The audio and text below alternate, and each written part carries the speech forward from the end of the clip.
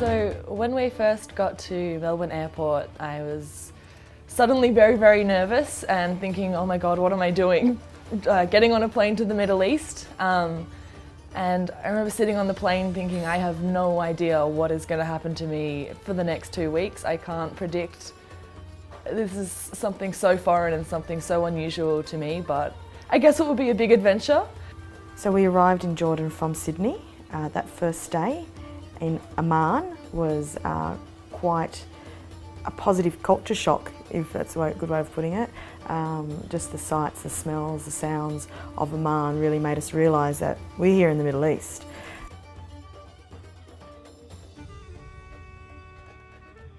So, the daily routine was to start off with an early editorial meeting to discuss the day's plans, which included story development, scheduled interviews, and completing the daily deadlines for SBS Life. After the editorial meetings, students went out in teams to chase stories and conduct interviews. The students would then return to the makeshift newsroom to write, edit, and finalise the stories. The finalised drafts would then be sent to the editor of SBS Life. Once these stories were published on SBS Online, our digital media editor Crystal Mizzi would post them on our social media platforms. We went to some workshops where we met some journalists from the Arab Reporters for Investigative Journalism, other journalism students from the Jordan Media Institute, and the Australian ambassador. Just like all our interviews, we learnt something to take back to Australia.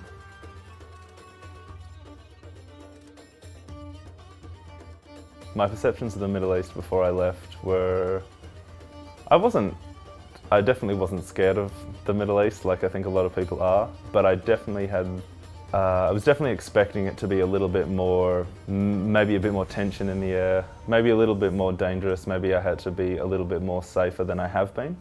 But so far it's been like any of the countries I've visited, you just remain respectful of the culture and vigilant. And the way in which people go about their 9 to 5s is so familiar.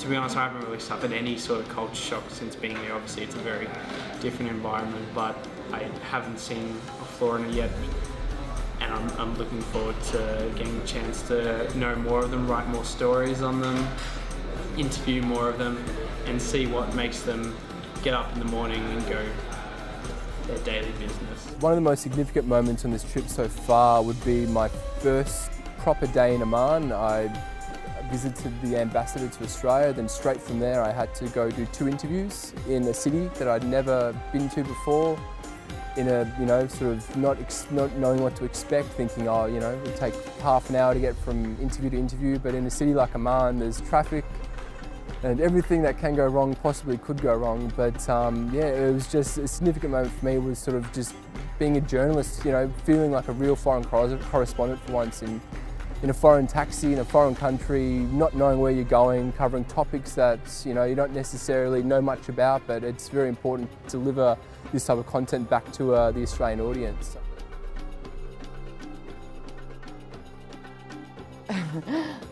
So my perceptions of the Middle East have mainly been informed by reading the news or studying Middle Eastern politics at uni, or just my own general research. But I've never really, I've never been to the Middle East, so it's all been from a very distant viewpoint. So it's really great to be able to come here and see what it's like firsthand. It's been incredible. I've seen a number of cities in Jordan already.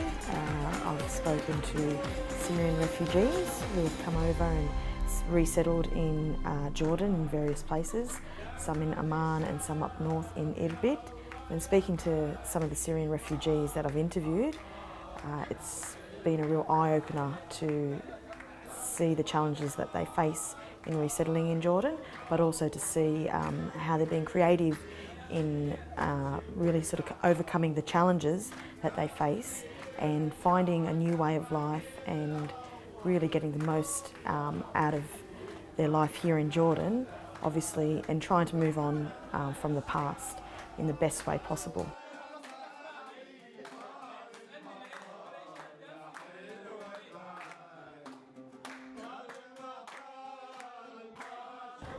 I think what I've learnt so far is that there are universals and there aren't. I think before coming to Jordan,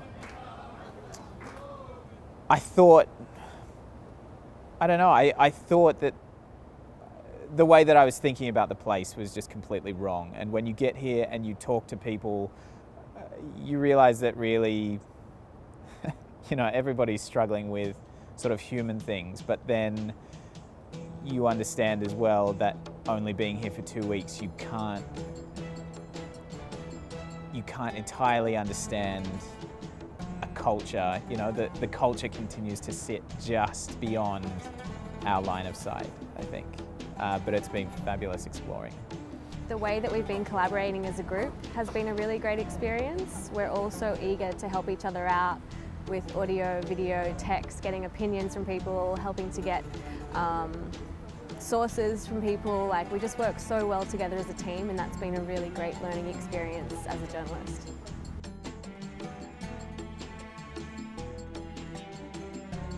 I felt like I was in a movie. I could not believe that this is the landscape of, this is people's home. This is where people are so lucky to see these rolling mountains and live in the desert every day. And the sights are something that I will never forget. And we headed to Petra, which is somewhere that I've wanted to go since I was really, really little. So it was amazing to be walking through that winding pathway with the really high rock, and then the treasury appears in front of you, and it was the most breathtaking experience, I think, for me of the trip.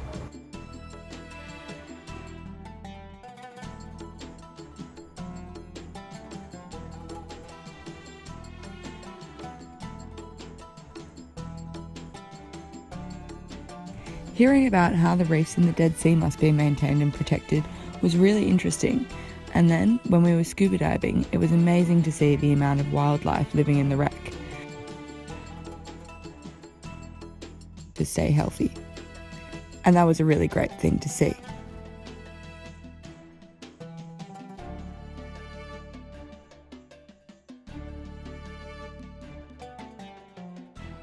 From what I've learned here, I'll definitely bring back a lot of confidence in myself as a journalist, and also my ability to collaborate with other people and learn from other journalists, as every journalist has their own individual strengths. It might be writing, it might be photography, it might be videos, it might be editing. So here I've been able to learn a lot from my fellow journalists, as also speaking to interview subjects as well about how they perceive journalism and what's expected of journalism in other countries. I think what I'll take back to Australia from Jordan is probably an understanding of how important it is for stories to be nuanced, that you have to do the legwork, that you can't afford to make assumptions about places. I guess, I don't know, it's probably a huge generalization to say that. Oh, no, I don't think so. I think that the tour is here to sort of challenge the assumptions that are made by Western media. And so getting here and talking to people and understanding that the stories here are just as complex as what happens in the West has really made me realize that you can't take everything that's said about the Middle East for granted. You need to be... All of this needs to be taken with a grain of salt, because these are just people living out human lives, and I don't think that is a story that the Western media often tells.